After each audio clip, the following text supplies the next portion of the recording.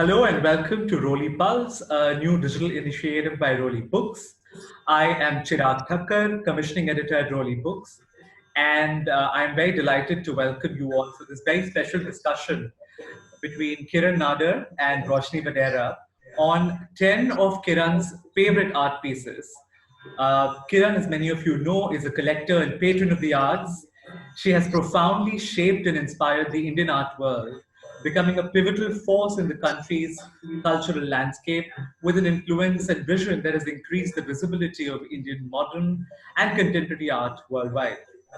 Uh, Through her vision, consistent efforts, and unfailing enthusiasm, Kiran has given India a global platform that showcases and promotes Indian art through her institution, the Kiran Nadar Museum of Art, KNMA, in New Delhi.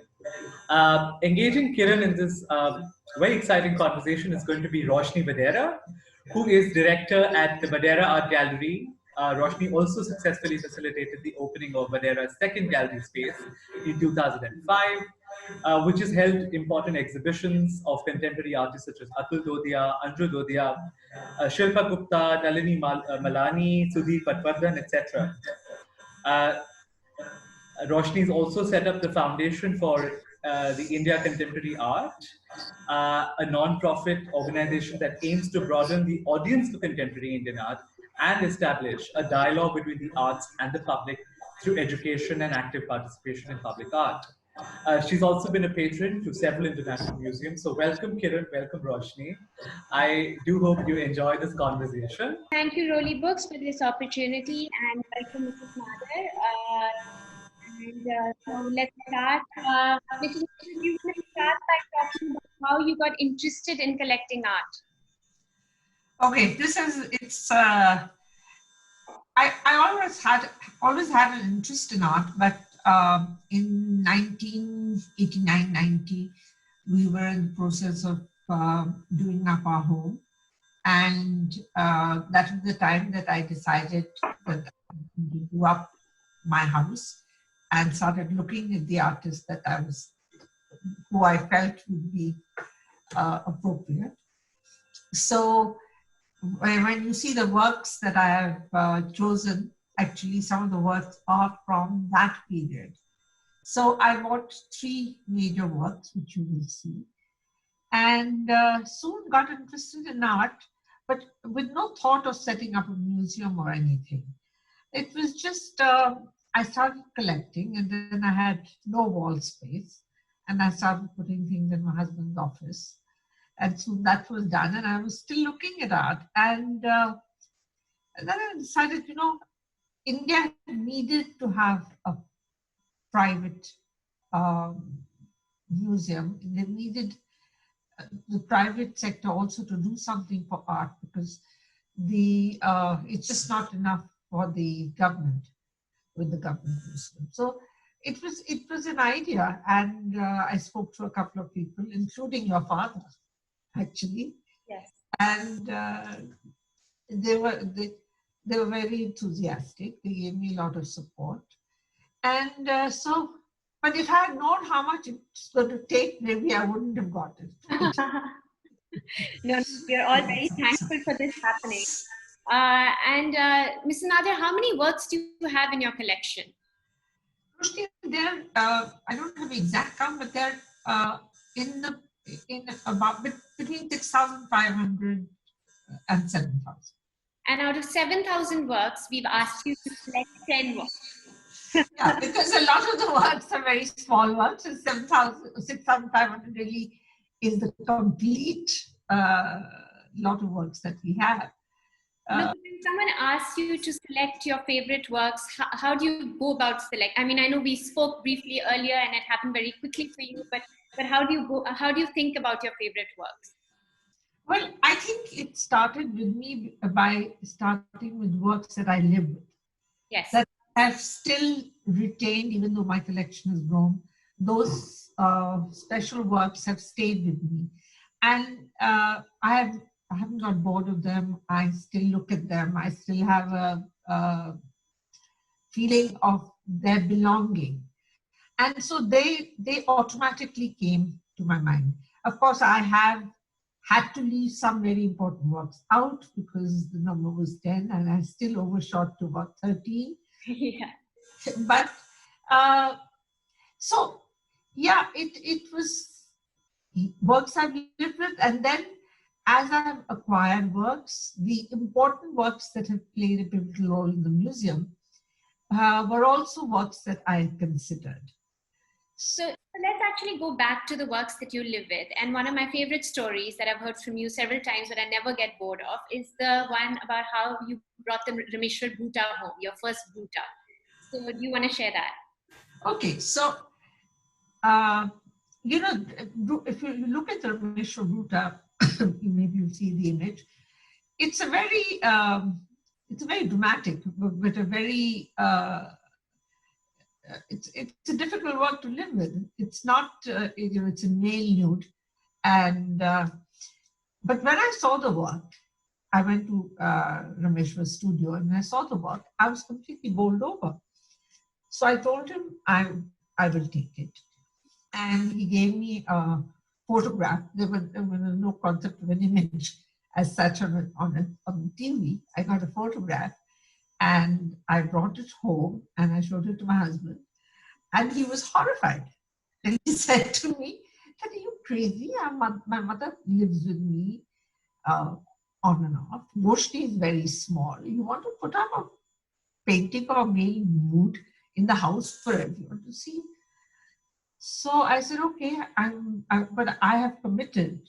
So we'll have to go and meet him and then I'll have to explain to him why I'm not going to buy it. So we both drove to Rameshwar's studio and we went up and he took out the painting and Shiv saw it. And he said, you know, you're right. We have to have this painting. So that's how I got that painting. That's amazing. And, you know, I mean, obviously, Mr. Nadar has been a huge support through, you know, through your collecting and in the museum. And, you know, you've also had, you know, a lot of interest in historically significant works. And, you know, one of the works that you've selected is the beautiful Raja Ravi Varma, which I've been seeing in your home for so many years. So, and, you know, Raja Ravi Varma is, of course, so important when one talks about Indian modernist art. He influenced so many of our artists. So do you want to talk about that work? So I've always been taken up by Ravi Verma because I think the way he is able to portray, especially the woman figure, I think, and the jewelry and the textile, and I mean it's just fantastic. So there was a company called Bowrings, which had an auction where they got all these Ravi Verma works from some collector in Bombay. And so when I saw this particular work, Shakuntala Pathlekan, it was a work that I was really drawn to. Actually, there was another work, Yashoda Krishna, and I couldn't decide which one I wanted. But then I decided I was going to get this one. And it is a very poignant work. It shows Shakuntala in the forest writing this letter. And the way she is depicted and the way the foliage around her is depicted is very moving. And then I also got two other works at the same time. These are Saraswati and Lakshmi. These were works which are in my husband's office. They are works that he had prayed to in calendar images in his childhood. So when he saw the catalog, he said, you must get these two works because I've lived with them in my childhood, but as a calendar image. So that was... And this was in the early 90s? This was around, I think it was around 95, 96. I don't remember quite when the Bowrings auction took place. And in your early years of collecting, I think some of the works that are in your home right now were also sort of based on friendships, relationships you actually built with the artists themselves, and you were able to commission works with them directly, right? And the two works that I'm referring to here are the Hussain and the Manjeet in your home. So tell us the story about the Manjeet work and then the Hussain.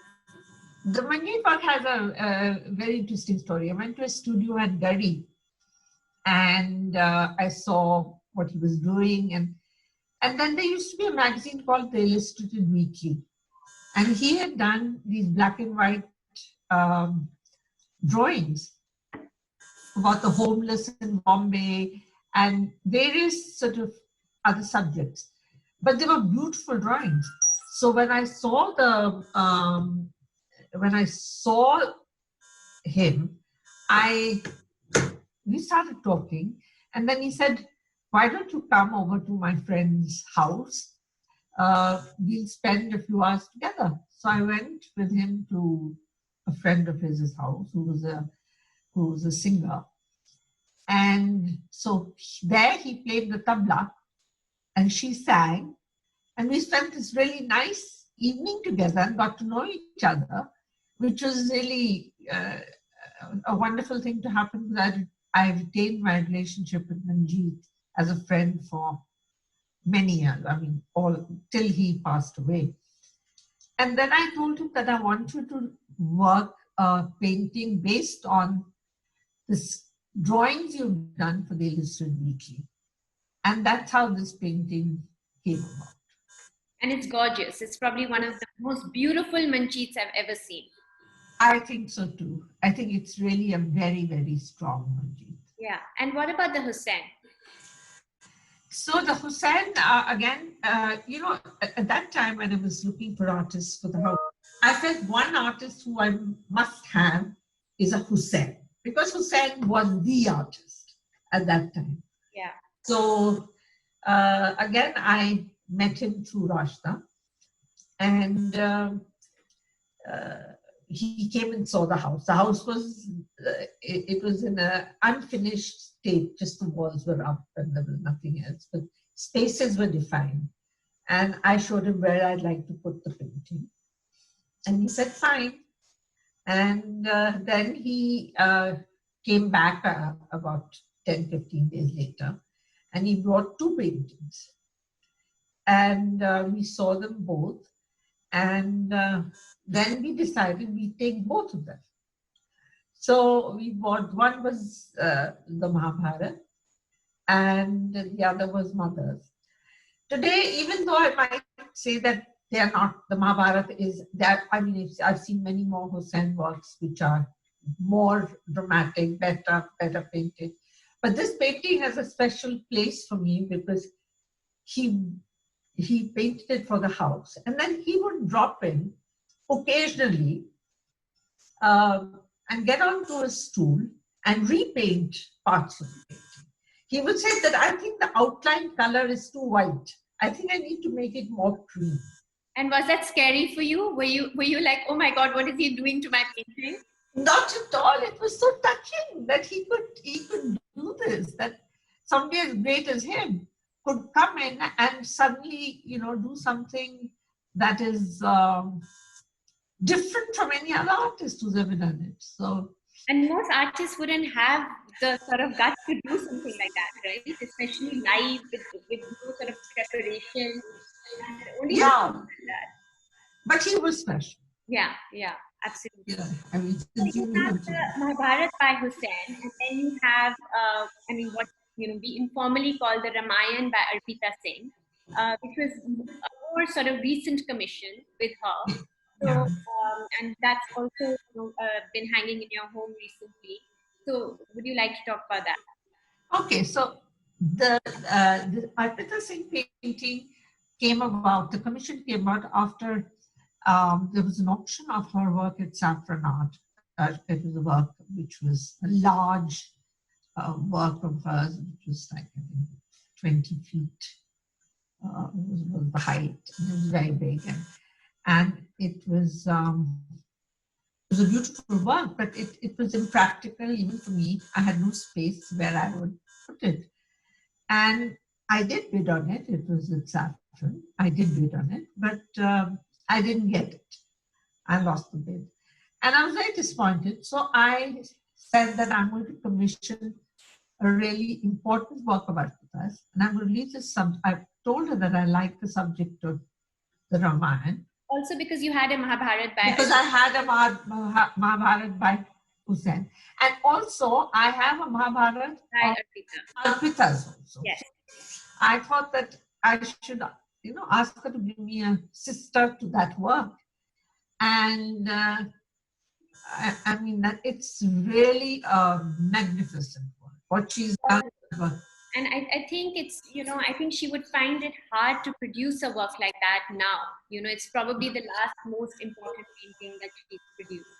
Yeah, in our complete collection of art, that's the largest canvas, and it's really dramatic, and it's got all her nuances and all her whatever she did best. And I think it was first shown in publicly in the retrospective that you had at the museum. So two of these artists who we've already spoken about, both Ruta and Arpita, saying you've done retrospectives at the museum, which of course is not only an honor for the artists, but also for the public in India, for people to have the opportunity to see entire bodies of work by these artists, which wouldn't otherwise be possible in India, right? So, I mean, yeah. And you selected these artists in depth, you've got multiple works. Yes. And another artist like that who you have mentioned in your list is Mrinalini Mukherjee, an artist who got a lot of her critical acclaim actually after she passed away, unfortunately, but you have been supporting her from the beginning.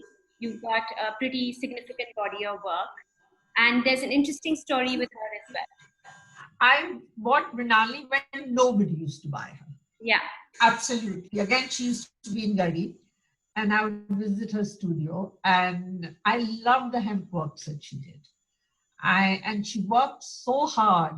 Her fingers used to be sort of in a bad state when she was doing it, but she really loved her work. And so I acquired quite a few works of hers at that stage. I wish I had bought more. But at that stage, I did buy a significant number of works. And one work that I bought was the one Raja. It is probably the largest work that she'd ever done. But unfortunately, my husband didn't like that work. He just felt, what is this jute thing you put up in the house? And please take it away. And I loved the work, but I didn't know what to do. So I went to the NGMA, and I asked them if I could donate the work to them. But they were not interested. So then I said, okay, I'll put the work into Shiv's office. They weren't interested. It was just put into storage. And then when the thought of the museum came up, this work came up in my mind, saying that, this is an important work for me. I did not, Mrinalini wasn't such a known figure, but I am going to definitely keep it for the museum. Amazing, amazing. And also, I think, when you're talking about these large installations, which tend to be kind of, not practical for residential homes, right? So a lot of these contemporary artists who you supported and been able to acquire, very ambitious projects. There are three artists in your list, Subodh Gupta, Bharti Kher, and Ranjini Shettar. Subodh Gupta's Line of Control that was in public display at the mall for so many years, and I first saw it at the Tate Biennale. And you're probably the only collector in India who had the ability to actually bring such an important work back to India, and which I'm sure he's indebted to you hugely for that. So tell us about that work. So that work I had seen at the Tate also, and then I was approached by a gallery that said that work was available, and would I be interested to get it? And I thought about it for a long time, because it was again, it's an impractical work, to get. And where would I display it? Because I have an import duty waiver from the government of India for works that are for the museum. But again, there was no space in the museum for this work. So I said that the mall that's connected to the museum should be they should allow that, and they did.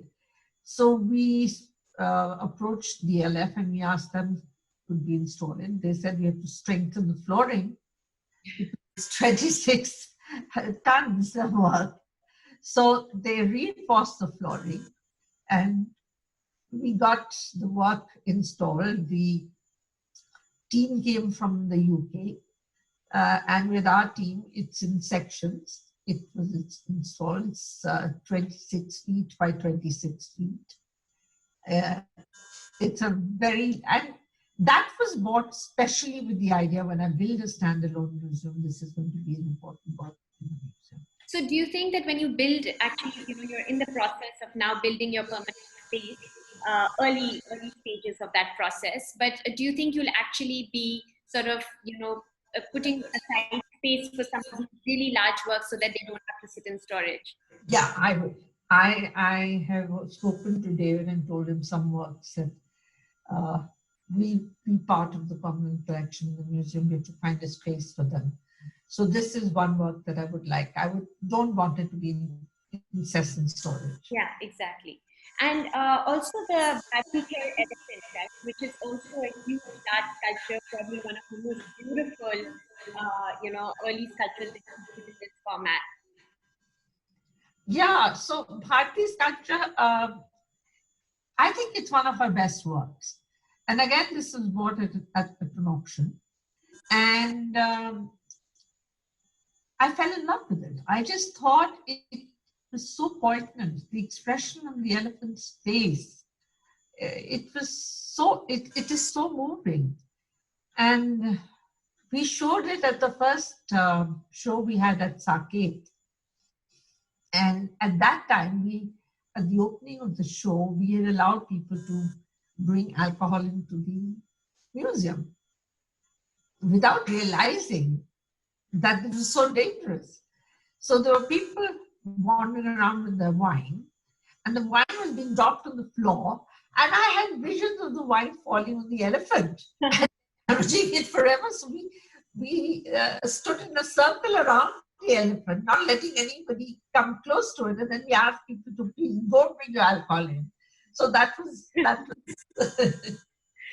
And this was also work that you said that you bought in auctions. So I think it's also, auctions have played an important role in your collection. You've been able to buy some really iconic works, and also you've been able to support the market in such a public forum, right? You've been definitely one of the key players in that world. And I think it's worked both ways of you also being able to get some really key works into your collection. Yeah, I think a lot of people say that I'm a trophy hunter. But why not? Yeah, but I feel that the auctions do give you access to some of the best works that are there. And so if you have a chance, maybe you pay a little more, but because you're sometimes in a bidding war or something happens. But otherwise, I think it's a good way of acquisition. And going back to installations, another really beautiful installation is by Roshini Vadehra. It's so fragile and ephemeral almost. When did you buy that work? I bought that work in 2008 or 9, somewhere in that period, just before we started. No, maybe a little late, maybe 2010, because Noida was already started. And again, it was displayed in the first show, second show that we had in Saket on women artists. So, Ranjini is an artist who works single-handedly on all her work. She is not a studio person. She works and imagines and works on her imagination and where it takes her, and it's done very beautifully. I have actually got a huge collection of Ranjini's work. I have collected her in depth, but this was the first work that I bought, and it's beautiful. It's called Sing Along, and looking at the work, you feel there's like birds all around you, and it's a very very beautiful work. Also now going back to some of the masters that you collected, I was looking at two, sort of portraits, if I can call them that you've selected in your list. One is by Ram Kumar and one is by Sita. And both artists, sort of look at human nature and suffering, but address those issues completely differently, right? So, let's talk about the Ram Kumar first, this very expressive portrait. The Vagabond. Vagabond, yes. Yeah. So the Vagabond, I like a lot of Ram Kumar's abstract work, especially his Banaras series. I think they're really beautiful. But what he gets in his, in the realism of his work, the way he's able to transpose the figures and the kind of life that he's able to give them is different from what most artists are able to do. This little man standing in the street comes to life. I mean, and all his realistic work has this innate quality, which is difficult to explain. Yes, true. And completely dramatically different from that is the Susa, the butcher, Yeah. which is, which I think also, like as a gallerist, I find that a lot of collectors are so concerned about the subject matter and how dark the subject is. And if it's too morbid, I can't take it home, and how do you as a collector, I mean, apart from the institutional vision, how do you as a collector relate to these kind of works?